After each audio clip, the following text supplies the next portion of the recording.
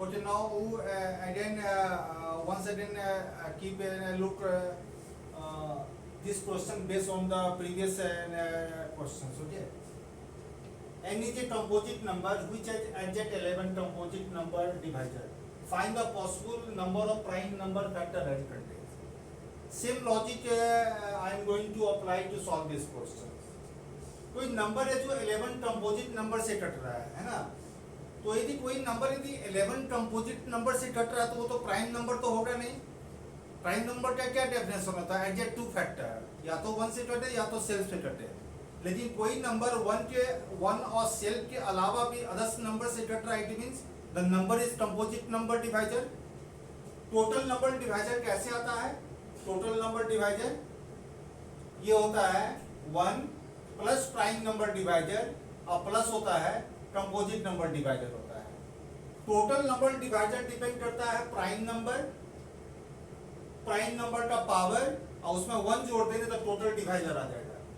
तो मान लेते हैं कि कोई नंबर n है जिसमें 11 कंपोजिट है, और मान लीजिए एक ही प्राइम नंबर लेते हैं, एक ही प्राइम नंबर, और 1 तो एक ऐसा नंबर जो हर नंबर को डिवाइड करता है, तो टोटल कितना डिवाइजर हो गया? Total divisor 30। वो जो नंबर n है वो कितने नंबर से डिवाइड होगा? 13 से। कितना प्राइम नंबर लिए हैं? 1 या 2 है? कितना प्राइम नंबर लिए हैं? एक ही ना, है ना, एक ही लिए हैं। तो यहाँ पर 13 है तो पावर क्या होगा? 12 होगा। टोटल डिवाइजर आता कैसे? पावर में 1 जोड़ते हैं। तो हम लोग एक प्राइम नंबर भी ले सकते हैं, मतलब वो जो n में जो है एक प्राइम नंबर भी हो सकता है। मान लीजिए अब हम 2 प्राइम नंबर लेते हैं,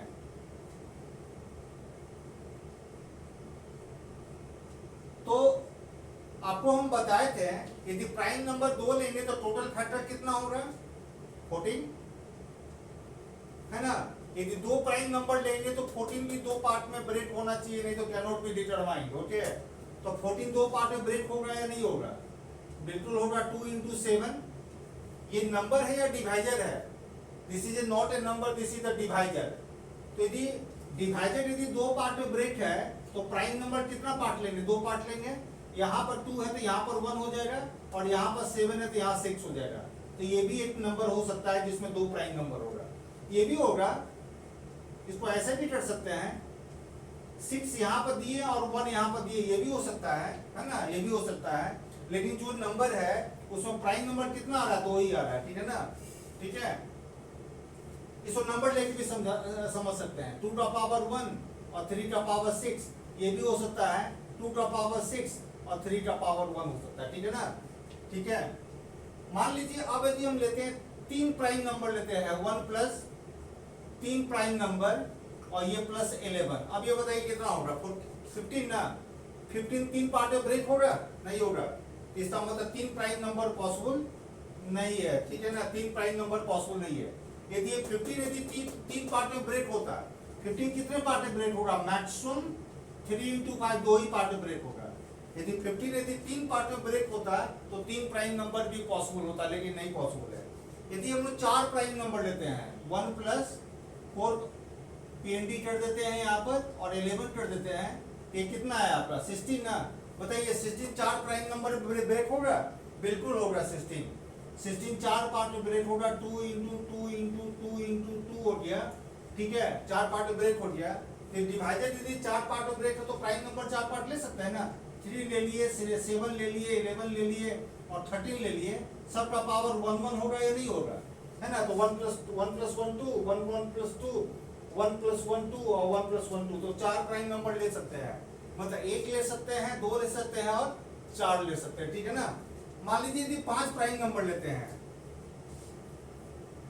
तो 1 plus 5 plus 11, ये कितना हो गया? 17 ना। 17 जो है 5 पार्ट में ब्रेक नहीं होगा, तो ये पॉसिबल नहीं है, ठीक है ना। यदि हम 6 प्राइम नंबर लेंगे तो, यदि मान लीजिए हम 6 प्राइम नंबर ले लिए तो ये टोटल डिवाइजर कितना आएगा? बताइए 18 होगा ना। 18 जो है 6 पार्ट में ब्रेक होगा या नहीं होगा? नहीं होगा, ठीक है ना। इसका मतलब हम क्या क्या प्राइम नंबर ले सकते हैं? या तो 1 लेंगे, या तो 2 लेंगे, या तो 4 लेंगे, ठीक है ना। तो क्वेश्चन में इसी तरह का, क्वेश्चन में जो है ऑप्शन इसी तरह का बनाया होगा कि n में कितना प्राइम नंबर हो सकता है, वो जो n जो होगा तो तीन तरह का प्राइम नंबर हो सकता है, या तो एक ले सकते हैं, या तो दो ले सकते हैं, या तो चार ले सकते हैं, ठीक है।